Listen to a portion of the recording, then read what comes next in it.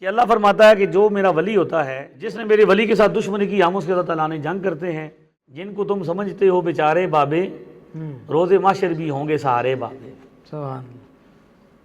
یہ من عاد علی ولی کی وعید شاہد ہے، رب کو کتنے عزیز ہیں پیارے بابے۔ الا ان اولیاء اللہ سے ظاہر ہے، بے خوف و خطر ہے سارے بابے۔ سبحان اللہ۔ یہ قرآن کی آیت میں نے حدیث ہے کہ اللہ فرماتا ہے کہ جو میرا ولی ہوتا ہے، یہ حدیث قدسی ہے نا، اللہ کا فرمان ہے کہ جس نے میرے ولی کے ساتھ دشمنی کی، ہم اس کے ساتھ اعلان جنگ کرتے ہیں، اور ولی میرا نفل پڑھنے کی وجہ سے میرے قریب ہو جاتا ہے۔ لا یزال عبدی یتقرب الی بالنوافل، میرے قریب ہو جاتا ہے، میں اس سے محبت کرنا شروع کرتا ہوں، حتیٰ کہ پھر کہ کنت سمع الذی یسمع بہ وبصرہ الذی یبصر بہ ویدہ التی یبطش بہا ورجلہ التی یمشی بہا، پھر ہم اس کے اعضاء بن جاتے ہیں، آنکھیں بن جاتے ہیں، کان بن جاتے ہیں، دیگر اعضاء بن جاتے ہیں جن سے وہ دیکھتا ہے، چلتا ہے، گھومتا پھرتا ہے۔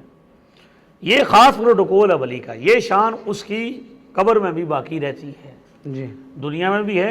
جو ولی ہے وہ زندگی میں بھی، ظاہری زندگی میں بھی ولی ہے، اور مرنے کے بعد اللہ ولایت واپس تو نہیں لیتا۔ بالکل ایسے ہی۔ اسی لیے اس کی زندگی عام آدمی کی زندگی نہیں ہے، کیونکہ اس کی محنت زیادہ ہے، اس کی ریاضت زیادہ ہے، اس کا تقویٰ زیادہ ہے۔ اس لیے احوال کے اعتبار سے دونوں کا بہت زیادہ فرق ہے۔ آپ یوں کہہ سکتے ہیں کہ زمین اور آسمان کا فرق ہے۔